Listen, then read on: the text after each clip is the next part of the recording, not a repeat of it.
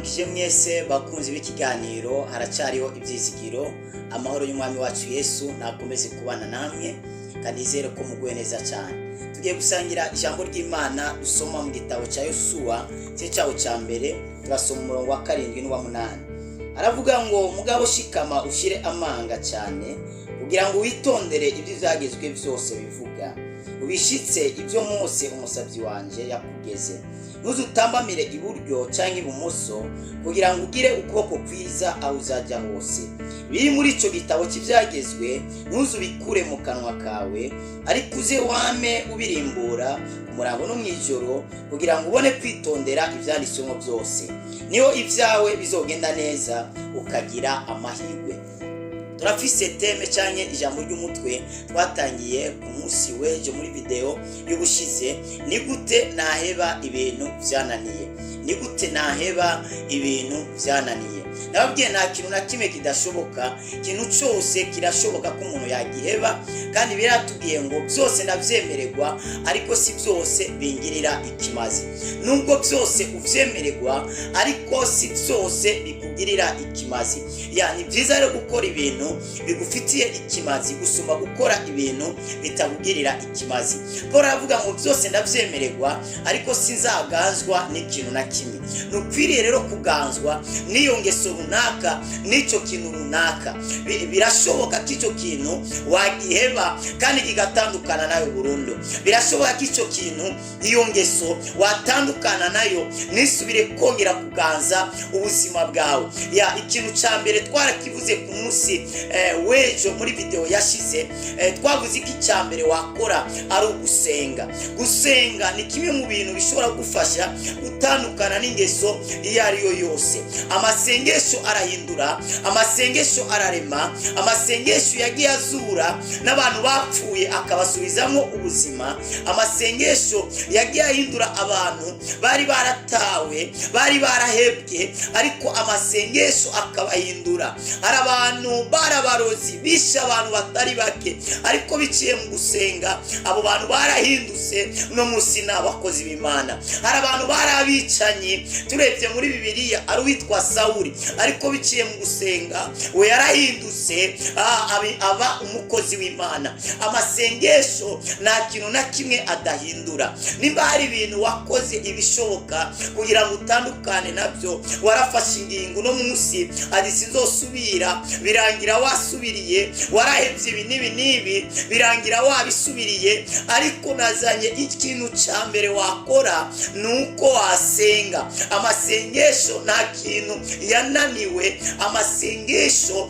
ashoboye byose. Arabari barashingiwe akarimbi, inda zakoroka mu mezi 2, mu mezi 3 zaca zivayo, hafi 5 zose zivayo, ariko biciye mu gusenga. Iyo yaratwaye turamubwira ngo iyo ntabwo izavayo, utegerezwa kwitwara ukayibyara, kandi bimera uko nyene. Ariko twafashe umwanya ukwiriye turasenga. Birivuga ngo Eliya ngo yari umuntu ameze nkawe, ngo ariko arasenga, ngo yinginga Imana yahagarika imvura imara imyaka 3 n'amezi 6 itaguye. Nimba umuntu ashobora gusenga agahagarika imvura ikamara imyaka 3 n'amezi 6, amasengesho niki atohagarika mu buzima bwawe? Amasengesho yohagarika ijya nyota y'inzoga, yohagarika ijya nyota y'ubusambanyi, yohagarika kujya kwisamanya, yohagarika kujya murozi akugendagaho. Amasengesho yohagarika ijya ndwara, nubwo muganga yakubwiye ngo nikira, amasengesho yoyihagarika. Twagiye tubona abantu bari bagwaye imitima, amakasera, amasida, amadiyabeti, twabonye Imana ibakiza, twabonye Imana ibabohora, twabonye Imana ibakura kubwo bugwayi. Ibidashobokera abantu bishobokera Imana n'uwizera. Amasengesho bene data arakomeye.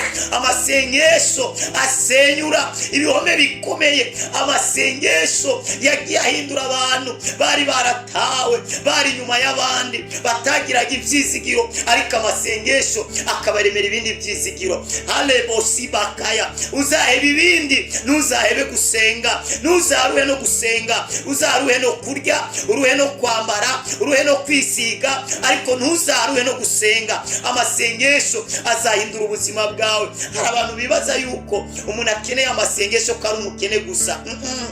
amasengesho ni kirumara. Amasengesho arakenewe nubwo ufise polisi, nubwo ufise abasirikare bakugendanira, ntabwo aribo barinze umutekano wawe. Oya, urakeneye amasengesho kubera ko n'abafite abakomeye barapfa. Amasengesho yagiye akora ibikorwa bikomeye. Amasengesho yagiye afata abantu bari hasi akabaduza hejuru. Amasengesho yagiye afata abantu batagiraga agaciro bakagira agaciro kubera gusenga. Amasengesho yagiye ahindura ubuzima bw'abantu bamwe n'ubw'abandi. Birambwira mu gitabo cya Yona, inkuru yo mu gisagara kinini, birivuga ngo bakoze ibyaha ngo biraduga birazamuka bigera ku Mana. Imana iravuga ngo aba bantu ngomba kubica bose mbamare kubera ibyaha bakoze. Ariko Imana iravuga ngo sinabica, namajije kubaburira. Imana irungika imburi, irungikanya umukozi w'Imana yitwaga Yona. Yona amaza kwanga, ariko nyuma arashikayo. Amaze kugerayo arababurira, arababwira. Ariko amaze kubibabwira ngo baca bafata umwanya barasenga. Umwami agira ubwenge, aravuga ngo nubwo Imana yoba yamaze gusinya ko igiye gutwica kubera ibyaha, ariko ndazi nidusenga tukihana Imana ishobora kubihindura. Ngo barasenga, bariko barasenga, Imana iri mu ijuru iranezererwa, ikirahindura. Iravuga ngo ntabwo nakwica abantu bemeye kwihana, abantu bemeye guhinduka. Oya, ntabwo noba nkibazara kibihano. Amasengesho azahindura urya mwana wawe, azahindura urya mugabo wawe, nubwo ari kinani, nubwo mutumvikana, nubwo ajya mu bandi bagabo, nubwo ajya mu bandi bagore, ariko birashoboka biciye mu gusenga ko yahindukira. Nubwo ujya mugore wawe ari umunyangeso mbi, ntabwo inyishu ari gutandukana nawe. Oya, urashobora gutandukana n'urya wibaza ngo niwe mubi, ugasanga ugiye ko ni mubi double. Ahubwo inyishu nuko wasenga. Amasengesho yabihindura. Amasengesho yatuma utandukana n'iyo zoga y'inzoga, niyo nyota y'inzoga n'itabi. Amasengesho nta kintu na kimwe adashoboye. Imana ishimye cyane. Ikindi kintu cya kabiri rero wakora kugira ngo utandukane n'ingeso yakunaniye, bishoboka ko ari itabi, bishoboka ko ari inzoga, bishoboka ko ari urumogi, bishoboka ko ari ubusambanyi cyangwa kwisambanya cyangwa ububeshi cyangwa inzigo cyangwa ishari. Ikindi kintu cyo gufasha gutandukana n'iyo ngeso yakunaniye, n'icyo kintu cyakunaniye, ni ijambo ry'Imana. Ijambo ry'Imana ntirigira umupaka. Wozibira ibindi ariko ntiwozibira ijambo. Woshobora kumbuza kwinjira mu nzu yawe, ariko ntiwobuza ijambo no kwatura ko ryinjira mu nzu yawe. Woshobora kubuza umuntu kwinjira mu buzima bwawe, ariko ijambo ntiworibuza. Ijambo ntiribura inzira. Ijambo rirarema, rekora badeya. Ijambo rirahindura, ijambo rirabohora. Dawidi yavuze ngo nabitse ijambo ryawe mu mutima wanjye Mwami, kugira ngo noye kugucumuraho. Niki cyatuma udacumura? Niki cyatuma utajya mu ngeso mbi? Nuko wobika ijambo ry'Imana rikaba muri wowe rikwiriye. Pawulo aravuga ngo ariko asezera ishengero, aravuga ngo ndabasezeye, ndazi ko nazasubira kubabona, yaba mwebwe nimuzasubira kumbona. Ishengero rirababara, ariko Pawulo arababwira ngo mbaragije Imana n'ijambo ryayo ryo rishobora kububaka rikabashikiriza ibiragwa byose. Imana ishimye cyane. Ijambo ry'Imana ryabitubwiye mu gitabo cya Yosuwa, twahasomye dutangira aho Imana yabwiraga Yosuwa we, urakeneye kugira ikiganza cyiza, urakeneye ko umuntu adasanzwe, urakeneye ko umuntu akomeye, urakeneye gukorana nanjye, urakeneye kugendana nanjye, urakeneye kugira amahirwe ku bintu byose uzakora. Ijambo ryanjye uzarikumemo, ibyagezwe byanjye uzabikumemo. Ntuzatambamira iburyo cyangwa ibumoso, ariko uzagume mu ijambo ryanjye, ngo niho ibyawe bizagenda neza. Urakeneye ko ibintu byawe bigenda neza, guma mu ijambo ry'Imana. Urakeneye gutandukana n'ingeso yakunaniye, ba mu ijambo ry'Imana. Nuba mu ijambo ry'Imana, ijambo rizakumaramo inyota, kubera ijambo ni Imana. Uko wakira ijambo niko wakira Imana muri wewe. Uko wibika mu ijambo niko uri kuruzuza Imana mu buzima bwawe. Ijambo ryose rije muri wewe rizana umucyo. Darego sibakaya Dawidi yavuze ngo ijambo ryawe mwami ni itara rimurikira ibirenge byanjye. Ijambo rirashobora gutuma udasitara ku mabuye. Ijambo rirashobora gutumbereza mu nzira ikwiriye. Ijambo ry'Imana rirashobora guhindura umuntu yari kinani agahinduka umuntu muzima. Ijambo ry'Imana ryagiye rihindura abantu bamwe ndetse n'abandi. N'ubu ijambo riracyakora, riracyafite ubushobozi bwo guhindura, riracyafite ubushobozi bwo gukura abantu hasi no kubaduza hejuru. Ijambo ni Imana. Iyo wakiriye ijambo muri wewe uba wakiriye Imana. Iyo ubitse ijambo ry'Imana mu mutima wawe uba ubitse Imana mu buzima bwawe. Kandi Satani mukosha abantu ntabwo aza akankama, oya,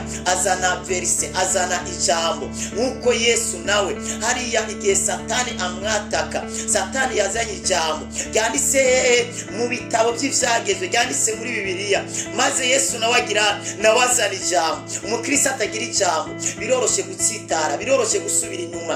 Hari abantu bavuga ngo naka yansitaje, naka gutsitaza gute? Kandi ijambo ry'Imana ritubwira ngo nimwambara inkweto z'ubutumwa bwiza. None warinze utsitara gute? None izo nkweto wazisize zambare, kubera agakiza birivuga ngo ni inkofero. Iyo umuntu rero yambaye agakiza, hari ibintu bitamushikira, hari izuba ritashobora kumwakira, hari imvura idashobora kumushikira, hari ibyago bidashobora kumushikira, kubera ko aba yambaye inkofero y'agakiza. Imana ishimwe cyane.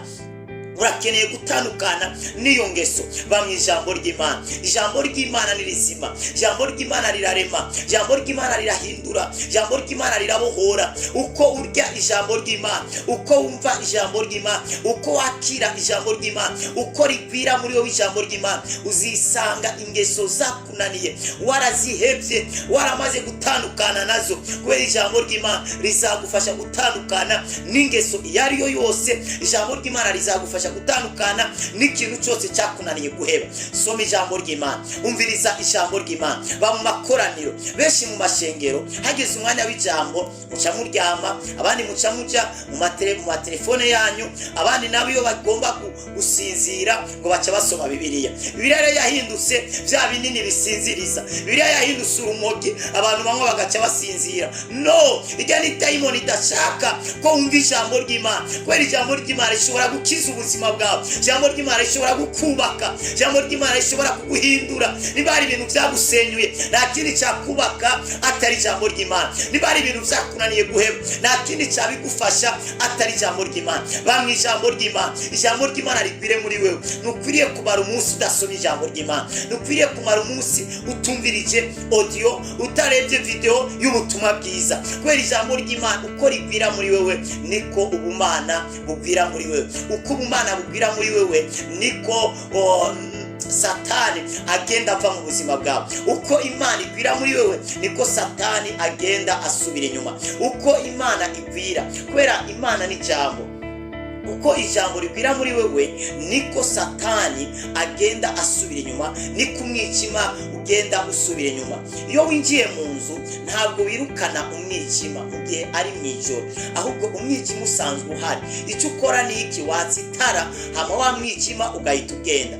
Icyo ukeneye kugira ngo uhebe iyo ngeso, ukeneye ijambo ry'Imana. Ijambo ry'Imana iyo rimaze kwakira mu buzima bwawe, ni umucyo winjiye mu buzima bwawe. Iyo uwo mucyo umaze kwinjira, umwijima uca ugenda. Wa mwijima w'ubusambanyi, wo kwisambanya, w'ububeshi, w'inzoga n'itabi, w'urumogi, uhita ugenda. Uko ijambo ry'Imana rigwira muri wowe niko inzigo n'ishari igenda. Hari umuntu yigeze kumbwira ati pastor, je naragerageje guheba ibi byaranze, nongera ndabigerageza biranga. Tubure nahisemo kwigumira muhira, yaramaze imyaka nk'ibiri ataja no mwitorero. Ndamubwira atoya, wowe genda ubandanye ubikora kurya nyene, mugabo rero ubandanye uja gusenga kandi ubandanye wumva ijambo ry'Imana.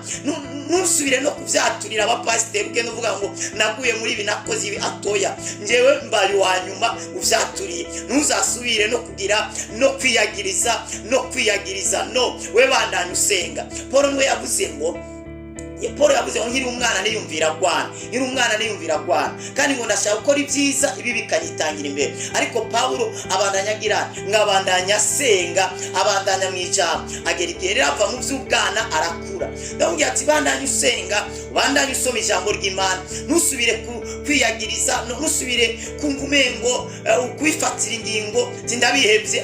Wegenda ubibandanye nacu, ariko ubandanye usenga kandi uba mu ijambo ry'Imana. Ndabizi ko umunsi umwe uzisanga warabihebye. Après y'umwaka ibyo namubwiye arabikorera, akasubira mu itorero. Muri uwo mwaka mbwira ati pastor, sinzi ukuntu nariko ndamuganiriza mubaza ati se bimeze bite, ndabimwibukije acarambira ngo sina amakuru, nari bagiye gushinga intare. Tuzi ko haheze amezi